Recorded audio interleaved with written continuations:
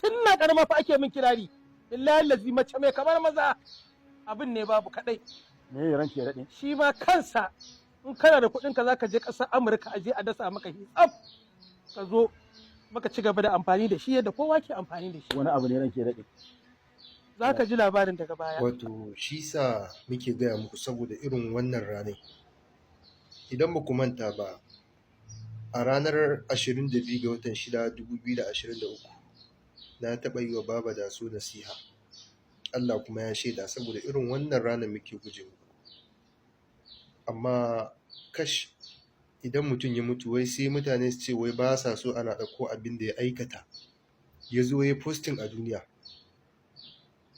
To inda kuna tuna irin wannan ranai da ba za ku taɓa yin iskanci ba. Za ku sa tsoron Allah na ɗan lokaci a yanda aka yi mutuwa, ba za ku yi kuka a gefe ba sai kun zo wai kun sa kyamara kuma da abin kwamedi. Wasa da mutuwa yayin da aka yi kwana 3 kun manta da wannan.